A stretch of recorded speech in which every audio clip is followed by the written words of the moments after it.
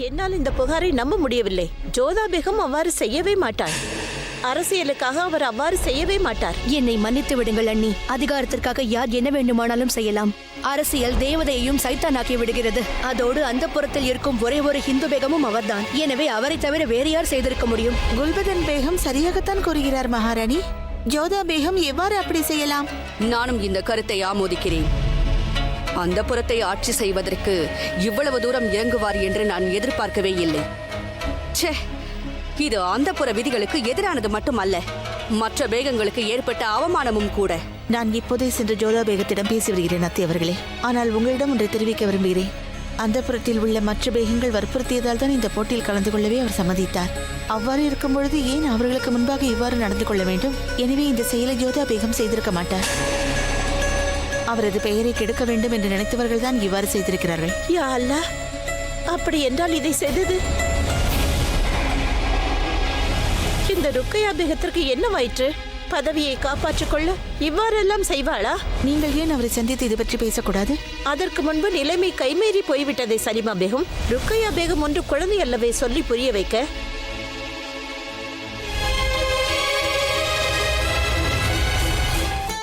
மோதி, பாபு எப்படி இருக்கிறான்? நன்றாக உள்ளான். அவன் கவனத்தை திருப்ப முயற்சி செய்து வருகிறேன்.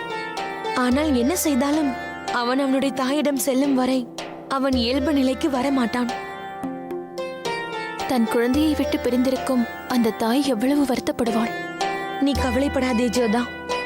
அந்த கண்ணனின் கிருபையால் அவன் தாயிற்கும் இடம் விரைவில் தெரிந்துவிடும். வணக்கம் ஜோதா பேகம். அந்த புறத்தில் உள்ள சில இந்து தாசிகள் உங்களை சந்திக்க வேண்டுகிறார்கள். என்னையா? அவர்களை அனுப்பு. இந்த தாசிகள் என்னை ஏன் சந்திக்க வேண்டும்? வணக்கம் ஜோதா பேகம். என்ன விஷயமாக வந்தீர்கள்? நாங்கள் அனைவரும் உங்களுக்கு நன்றி கூற வந்தோம். நன்றி கூறவா? எந்த விஷயத்திற்காக? எத்தனை பெரிய உபகாரம் செய்துவிட்டு ஏதும் தெரியாது போல் கேட்கிறீர்கள். உங்களுக்கு பெரிய மனது. முகலாய அந்தப்புறத்தில் இருந்து கொண்டு எங்களுடைய இஷ்ட தெய்வத்தை வணங்குவதற்கு எங்களுக்கு வாய்ப்பு கிடைக்கும் என்று நாங்கள் கனவிலும் நினைக்கவில்லை. ஆம், நீங்கள் அனுப்பிய ஸ்ரீகிருஷ்ணர் சிலையை எங்கள் அறையில் நாங்கள் பார்த்த உடனேயே நாங்கள் அனைவரும் எல்லையில்லா மகிழ்ச்சி அடைந்தோம். தங்களால் தான் எங்கள் இந்து தெய்வத்தை வணங்குவதற்கான வாய்ப்பு எங்களுக்கு கிடைத்திருக்கிறது. அனைவரும் என்ன கோருகிறீர்கள்? நான் எந்த சிலையும் அனுப்பி வைக்கவில்லையே. ஆனால் நேற்று அனைத்து இந்து தாசிகள் அறையிலும் சிலை கிடைத்ததே. தங்களை தவிர வேறு யார் எங்களுக்கு எவ்வளவு கருணை காட்ட முடியும்? ஆனால் கேள்வி என்னவென்றால், தாங்கள் செய்யவில்லை என்றால் வேறு யாரு செய்திருப்பார்? தாய் அம்பிகை, யாரோ உங்கள் பெயரை கெடுப்பதற்காகவே இவ்வாறெல்லாம் செய்திருப்பார்களோ என்று தோன்றுகிறது. அந்த புறத்தில் சட்டம் அது இது என்று கூறி உங்கள் மீது பொய்யான பழி சுமத்தியிருப்பார்களோ என்று தோன்றுகிறது. மோதிபாய் சொல்வது உண்மைதான். வேண்டுமென்றே உங்களின் பெயரை கெடுப்பதற்காக யாரோ வேண்டுமென்றே செய்திருக்கிறார்கள். இந்த அந்தப்புறம் ருக்கையாவின் அதிகாரத்திலேயே இருக்க வேண்டும் என்று விரும்புபவர்கள் தான் இப்படி செய்திருக்க வேண்டும். ஆம் ஜோதா பேகம், நிச்சயம் இது தங்களுக்கு எதிரான சூழ்ச்சியே. உங்கள் பெயர் கெட நாங்கள் விட மாட்டோம். அந்த புறத்தில் கௌரவமாக வாழ தாங்களே ஆட்சி பொறுப்பை ஏற்க வேண்டும். சிலைகளை திருப்பி கொடுத்து விடுகிறோம். நான் உங்களுக்கு ஒரு வாக்களிக்கிறேன். ஒரு நாள் நிச்சயம் வரும். அன்று உங்கள் இஷ்ட தெய்வத்திற்கு நீங்கள் நிச்சயம் பூஜை செய்யலாம். அன்று உங்கள் மானமும் உணர்வுகளும் மதிக்கப்படும். ஆனால் அதுவரை இந்த அறை, என் கண்ணன் இருக்கும் அறை, உங்கள் அனைவருக்காக திறந்தே இருக்கும். கிருஷ்ணன் சிலைகள் எவ்வளவு இருந்தாலும் அந்த கண்ணன் ஒருவர் தானே. நீங்கள் விருப்பப்படும் பொழுது என் அறைக்கு வந்து கண்ணனுக்கு ஆராதனை செய்து கொள்ளுங்கள். மிக்க நன்றி ஜோதா பேகம்.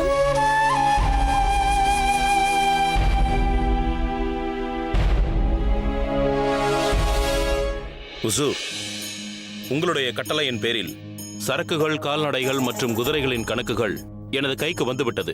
கணக்குகள் சரிபார்க்கப்படுகின்றது.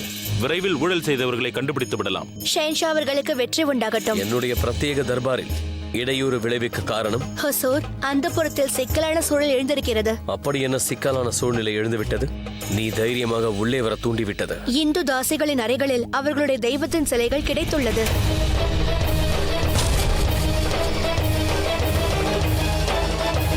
எங்கிருந்து வந்தது என்பதை நீ கண்டுபிடித்தாயா? சாட்சி யாரிடமும் இல்லை. வதந்திகளை வைத்து பார்க்கும்போது இதற்கு காரணம் ஜோதா பேகமோ என்று சந்தேகம் வருகிறது. அந்த புறத்தை தன் கட்டுப்பாட்டுக்குள் வைத்துக் கொள்ள வேண்டும் என்று ஜோதா பேகம் முடிவெடுத்துள்ளார். இந்த சூழ்நிலையில் சிலைகள் தென்பட்டதால் இந்துதாசிகளை தன்வசப்படுத்துவதற்காக ஜோதா பேகம் இதை செய்திருப்பாரோ என்று தோன்றுகிறது. அல்லாவிற்கு தான் உண்மை என்ன என்று தெரியும். நீ செல். அவர்களே, தாங்கள் மேற்கொண்டு ஆக வேண்டியதை கவனியுங்கள். நான் அங்கு சென்று வருகிறேன். உத்தரவு ஹுசூர்.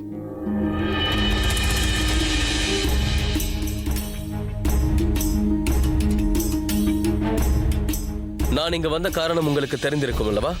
தெரியும். அப்படி என்றால் கூறுங்கள். அந்த புறத்தில் இந்து தெய்வங்களின் சிலைகளை யார் வைத்தது என்று கூறுங்கள். ஷேன்ஷா, இந்த காரியத்தை நான் செய்திருப்பேன் என்று உங்களுக்கு தோன்றுகிறதா? நிச்சயமாக இல்லை. ஆனால் தாங்கள் இந்த அந்தப்புறத்தின் ஆட்சியை கைப்பற்றுவதற்காக கூட இப்படி செய்திருக்கலாம் அல்லவா? ஆட்சியை கைப்பற்றுவதற்காக நான் இவ்வாறு செய்வேன் என்று நினைக்கிறீர்களா? இங்கு பாருங்கள், அந்த புறத்தில் இருப்பவர்கள் கேட்டுக்கொண்டதற்காகத்தான் இந்த பதவியை ஏற்பதற்கு நான் சம்மதமே தெரிவித்தேன்.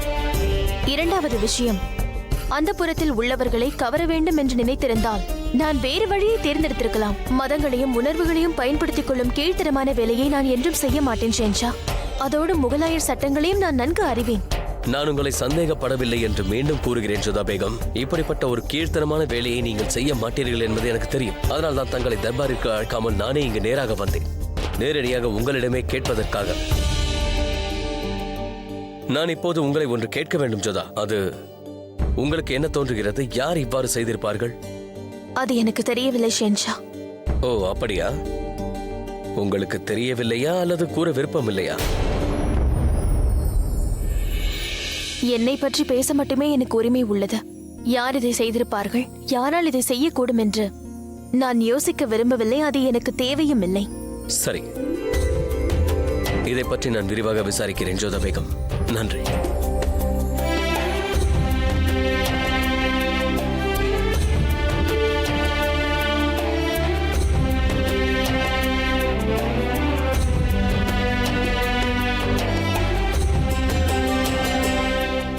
நான் சென்று வருகிறேன். பேகம் சலீமா, நீங்கள் கூறுவதை நான் ஒப்புக்கொள்கிறேன். இருப்பினும் பதவிக்காக இதை செய்திருக்கலாம். ஆனால் இப்போது செய்தவை அனைத்தும் அந்தப்புற விதிகளுக்கு மீறிய செயல். இந்த அதிகாரம் ஷேன்ஷாவிற்கு மட்டும்தான் இருக்கிறது, பேகங்களுக்கு கிடையாது.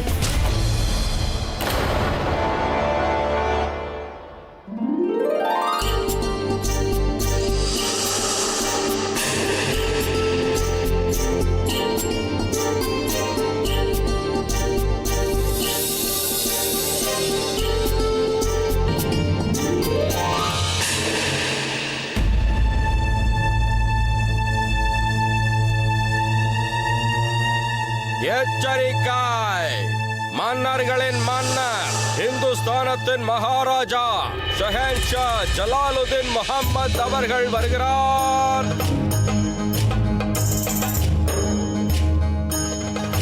ஆதாப்.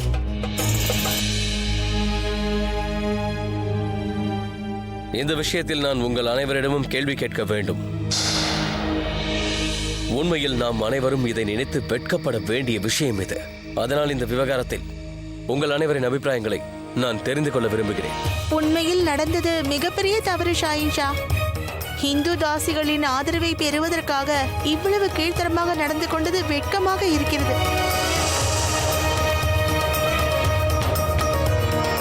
இது அனைத்தும் இந்து தாசிகளின் ஆதரவை பெறுவதற்காக செய்த யுக்தி என்று உங்களிடம் நிரூபிக்க சாட்சிகள் இருக்கின்றனவா? அப்படியென்றால் நீங்களே கூறுங்கள் ஷஹன்ஷா. இதற்கு வேறு என்ன அவசியம் இருக்கிறது? அந்த புறத்தில் வேலை செய்வதற்குத்தான் தாசிகள் இருக்கிறார்கள். இவ்வாறு உரிமைகளை வழங்கினால் பிறகு பேகங்களை அவமானப்படுத்துவதற்கு சமமாகும். ஒருமுறை நீதி மாறிவிட்டால் பிறகு அதுவே பழக்கமாக்கிவிடும். எந்த நீதிகளையும் மாற்றவில்லை ருக்கையா பேகம். ஏனென்றால் நீதிகளை விதிப்பவனும் நான் தான், மாற்றுபவனும் நான் தான்.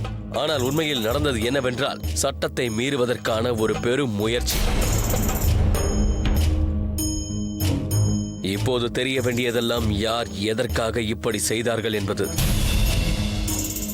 முகலாய சட்ட திட்டங்களை மீறுவதற்கு துணிந்தவர் யார் என்பது எனக்கு தெரிய வேண்டும். நான் யாருடைய உணர்ச்சிகளையும் காயப்படுத்தவில்லை. ஆனால் யார் அந்த புறத்தில் சிலைகளை வைத்தார் என்பது எனக்கு தெரிய வேண்டும். இடையூறுக்கு மன்னியுங்கள் ஷஹன்ஷா. இந்த காரியத்தால் யாருக்கு லாபமோ அவர்கள்தான் இதை செய்திருக்க வேண்டும். ஆகையால் இது ஜோதா பேகத்தின் வேலையாகத்தான் இருக்கும்.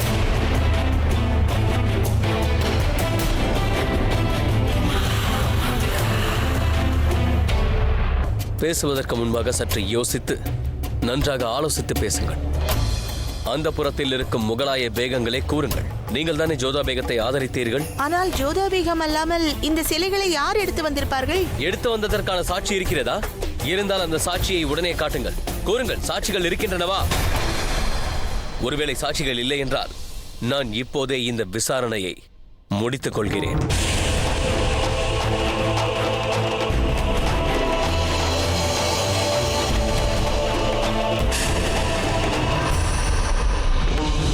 ஏறக்குறைய அந்த புறத்தில் இருக்கும் அனைத்து முகலாய பேகங்களும் அந்த புறத்தின் தலைமை பொறுப்பை ஏற்க வேண்டும் என்று விரும்பினார்கள்.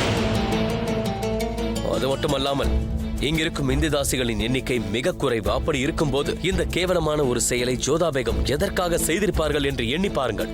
இவ்வளவு குறைவாக இருக்கும் இந்து தாசிகளுக்காக ஏற்கனவே ஆதரித்து வரும் முகலாய பேகங்களை இவர் ஏன் எதிர்க்கப் போகிறார்? உங்களுக்கு ஜோதா பேகத்தை பற்றி தெரியாமல் இருக்கலாம், ஆனால் எனக்கு நன்றாகவே தெரியும். என்னால் முழு மனதோடு கூற முடியும், ஜோதா பேகம் இது போன்ற செயலை எப்பொழுதும் செய்ய மாட்டார்.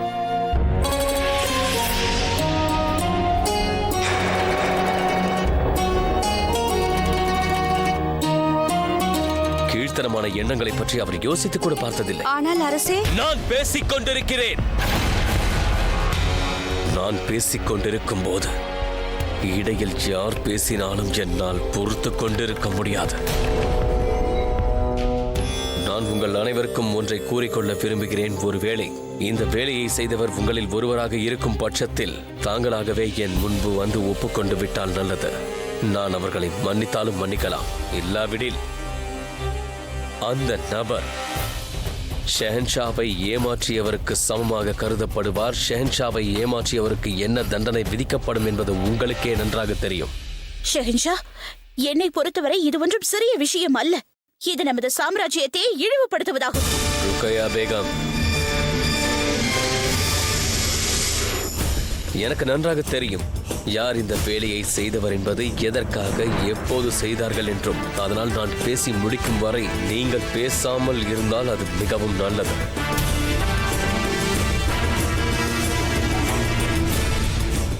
இன்னொரு விஷயம், நீங்கள் அனைவரும் நான் கூறுவதை கவனமாக கேளுங்கள். இப்போது நடந்த தவறு மீண்டும் ஒரு முறை நடக்கவே கூடாது. அப்படி நடந்தால் நான் உங்கள் யாரையும் மன்னிக்கவே மாட்டேன்.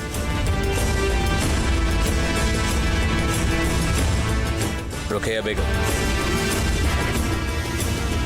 நான் உங்களோடு தனிமையில் சற்று பேச வேண்டும்.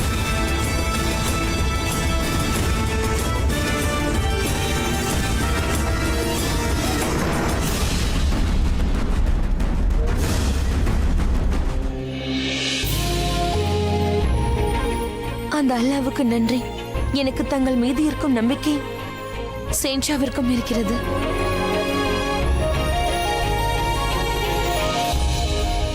ருக்கையா, அந்த சிலைகள் இங்கே எப்படி வந்தது என்பது எனக்கு நன்றாக தெரியும். அதே போல் மாதவ் சந்த்ராஷருக்கு யார் அந்த சிலைகளை செய்ய உத்தரவிட்டது என்பதும் எனக்கு தெரியும். இருந்தாலும் இதை நான் உன்வாயால் கேட்க விரும்புகிறேன். இந்த செயலை செய்தது யார் என்று கூறு.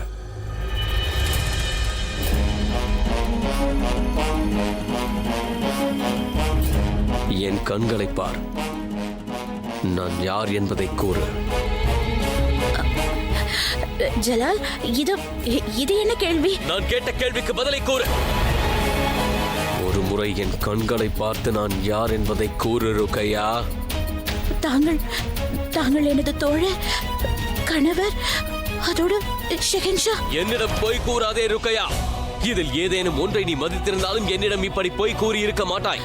இல்லை ஜலால், நான் எதற்காக அப்படி செய்ய வேண்டும்? என்றால் என் உணர்வுகளையும் கௌரவத்தையும் நீ காயப்படுத்தி விட்டாய். அதனால் ருக்கையா, நீ சிறந்த அறிவாளி, நல்லவள் என்று நான் நினைத்துக் கொண்டுதான் உன்னை இந்த போட்டியில் கௌரவமாக, நேர்மையாகவும் நியாயமாகவும் நடந்து கொள்வாய் என்று நம்பினேன். ஆனால் நீ ஆரம்பத்திலேயே தோல்வியை ஒப்புக்கொண்டு விட்டாய். இப்போது ஒரு விசேஷமான வேகத்தின் வரம்பை மீறி கீழ்த்தரமான ஒரு செயலை நீ செய்திருக்கிறாய். அனைவருக்கும் முன்பாகவே இந்த கேள்வியை என்னால் உன்னை கேட்டிருக்க முடியும், ஆனால் செய்யவில்லை. ஏனென்றால் என் பார்வை தவிர வேறு யார் பார்வைக்கும் நீ அப்படி தெரியக்கூடாது என்பதற்காகத்தான். இதுவரை நீ பல தவறுகளை செய்திருக்கிறாய், ஆனால் நான் கேட்டவுடன் அதை ஒப்புக்கொண்டாய். ஆனால் இம்முறை உனக்கு என்னவாயிற்று? நான் கேட்ட பிறகும் நீ அதை ஒப்புக்கொள்ளவில்லை. உனது தோழனுக்கும் உனது கணவனுக்கும் இவ்வாறு பொய் கூறி நீ எதை சாதிக்கப் போகின்றாய் என்பதை எனக்கு உடனே கூறு. முகலாய சட்ட திட்டங்களை மீறுவதற்கு உனக்கு எவ்வளவு தைரியம் இருக்க வேண்டும்?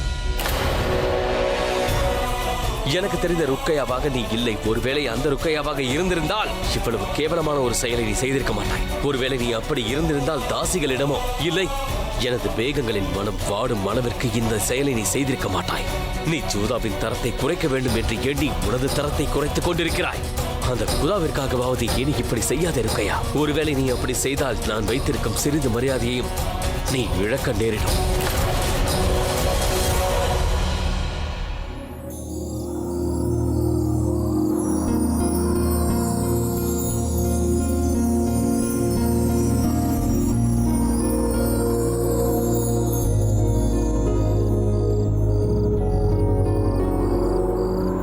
என்ன யோசித்துக் கொண்டிருக்கிறீர்கள் ஜோதா பேகம்? ஷேன்ஷா, நீங்கள் இங்கு? மன்னித்து விடுங்கள், தங்களது தனிமையில் நான் இடையூறாக வந்துவிட்டேன் என்று நினைக்கிறேன். அப்படியெல்லாம் ஒன்றுமில்லை. நான் சாதாரணமாகத்தான் அமர்ந்து கொண்டிருக்கிறேன். நீங்கள் எப்போதும் அமர்ந்தபடியே இயற்கையை ரசிக்கத்தானே இங்கே வருவீர்கள்? ஆம், இங்கு அமர்ந்தால் எனக்கு அமைதி கிடைக்கிறது. அது போகட்டும், நீங்கள் எதற்கு இங்கு வருகிறீர்கள்? என்னை தேடியா? அது உங்கள் பிரமை ஜோதா பேகம். நான் அங்கேதான் நின்று கொண்டிருந்தேன். தங்களை பார்த்ததும் தங்களை சந்திக்கலாம் என்று இங்கே வந்தேன். உண்மையை கூறட்டுமா ஷேன்ஷா? நான் உங்களை பற்றி தான் யோசித்துக் கொண்டிருந்தேன். உண்மையாகவா? என்னை பற்றி என்ன யோசித்தீர்கள் என்று சற்று கூறுங்களேன். நான் என்ன யோசித்தேன் என்றால், சரி, அதை விடுங்கள். உங்களது இந்த பழக்கம் எனக்கு புரியவில்லை. ஏதோ ஒரு விஷயத்தை ஆரம்பிக்கிறீர்கள், பிறகு அப்படியே முடித்து விடுகிறீர்கள். அதோடு தாங்களும் என் மனதில் உள்ளதை தெரிந்து கொள்ள ஏன் முயற்சி செய்கிறீர்கள்? ஏனென்றால் உங்கள் சிந்தனை எனக்கு மிகவும் பிடிக்கும் ஜோதா பேகம். உங்களது பேச்சில் ஏதோ ஒரு ஆழமான கருத்து இருக்கும், அதில் ஒரு செய்தியும் ஒளிந்திருக்கும். இப்பொழுது என்னை பாராட்டுகிறீர்களா, கேலி செய்கிறீர்களா? தாங்கள் எப்படி வேண்டுமானாலும் நினைத்துக் கொள்ளுங்கள். ஆனால் என்னை பற்றி என்ன யோசித்துக் கொண்டிருந்தீர்கள் என்று கூறுங்கள். உங்களுக்கு நன்றி கூறலாம் என்று நினைத்துக் கொண்டிருந்தேன். இந்த சிலை விவகாரத்தில் என் மீது நீங்கள் வைத்த நம்பிக்கை எனக்கு பிடித்திருந்தது. உங்களை நம்புவது எனது தனிப்பட்ட உரிமையாகும். அதற்காக நீங்கள் நன்றி கூற வேண்டிய அவசியம் எல்லாம் இல்லை. சரி, நான் ஒன்று கேட்கவா? கேளுங்கள். உண்மையிலேயே நான் தாசிகளிடம் சிலையை கொடுத்திருந்தால் அப்பொழுதும் நீங்கள் அமைதியாக இருந்திருப்பீர்களா? என் மீது கோபம் வந்திருக்காதா? உங்கள் நியமனங்களை அவமதித்து விட்டேன் என்று நினைக்க மாட்டீர்களா? இதற்கு பதில் அளிப்பதற்கு முன்பாக நான் உங்களிடம் ஒன்றை தெரிவிக்க வேண்டும். ஆக்ரா, டெல்லி, அயோத்தியாவிலிருந்து காந்தார் வரை, மால்வாதிலிருந்து ஜோன்பூர் வரை அனைத்து பிராந்தியங்களும் முகலாயர்களின் கட்டுப்பாட்டுக்குள் வருகிறது. இவ்வளவு பறந்து விரிந்த இடத்தில் பல வகையான மக்கள், பல வகையான ஜாதிகள், பல வகையான மொழிகள் பேசும் மக்கள் என்று பலர் இருக்கிறார்கள். நான் அவர்களை எப்போதும் வேறுபடுத்தி பார்ப்பதில்லை. அவர்களை என் நாட்டு மக்கள் என்றுதான் நான் பார்க்கிறேன். அதனால் என் மக்களை நான் மகிழ்ச்சியாகவும் சந்தோஷமாகவும் பாதுகாப்பது என்னுடைய கடமையாகும். அதனால் அவர்களை மதத்தை விட்டு பிரிப்பதாலோ இல்லை ஜாதியை விட்டு பிரிப்பதாலோ அவர்கள் நிச்சயமாக நிம்மதியாக இருக்க மாட்டார்கள் ஜோதா பேகம். ஒரு ஷஹன்ஷா என்று கூறிக்கொள்ள வேண்டும் என்றாலோ அல்லது அல்லாவின் பிரதிபிம்பம் என்று கூறிக்கொள்ள வேண்டும் என்றாலோ மக்களை புரிந்து கொள்ள வேண்டும் என்று பெனசீரிடமிருந்து என்னை காப்பாற்றிய போது, அதாவது உங்கள் உயிரை நீங்கள் துறக்க முற்பட்ட போது, நான் ரசிகளிடம் சென்று உங்களுக்காக வேண்டிக் கொள்ள சொன்னேன். அப்போது அங்கு பல மதத்தினரும் ஜாதியினர்களும் இருந்தார்கள். இருப்பினும் அவர்களை தங்களுக்காக நான் வேண்டிக் கொள்ள சொன்னேன். அதே போல் நானும் அல்லாவிடம் உங்களுக்கு நலமாக வேண்டும் என்று சுயமாக வேண்டிக் கொண்டேன். அவரிடம் மன்றாடினேன். அந்த சமயத்தில் என்னை மத விரோதி என்று யார் எண்ணினாலும் பரவாயில்லை என்று உங்கள் அறைக்கும் சென்றேன். சென்று உங்கள் தெய்வத்தின் தீபத்தை நான் ஏற்றினேன். நீங்கள் பிழைக்க வேண்டும் என்று நான் அவரிடம் மன்றாடினேன். ஜோதா பேகம், நான் எனது மதத்தை மிகவும் நேசிக்கின்றேன். முழு நம்பிக்கை இருக்கிறது. அதற்காக அதன் அர்த்தம் நான் இன்னொரு மதத்தை வெறுக்கிறேன் என்பதல்ல. அவரவர் மதத்தை அவரவர் பின்பற்றுவதற்கும் வணங்குவதற்கும் அவர்களுக்கு முழு உரிமை இருக்கிறது. இவை அனைத்தும் நீங்கள் வந்த பிறகு ஏற்பட்டவை அல்ல. நீங்கள் இங்கே வருவதற்கு முன்பு கூட நம் நாட்டில் தாய் அம்பிகையின் கோவில் இருந்தது. ஆனால் நான் அங்கு சென்றதில்லை. நமது திருமணத்தின் போது நீங்கள் எங்கள் மதத்திற்கு மாற மறுத்துவிட்ட பிறகும் கூட நீங்கள் வணங்கும் தெய்வத்தை உங்களுக்கு வணங்கும் உரிமை முழுமையாக இருக்கிறது என்று நான் நம்பினேன். உங்கள் கேள்விக்கான பதில் கிடைத்துவிட்டது என்று நம்புகிறேன்.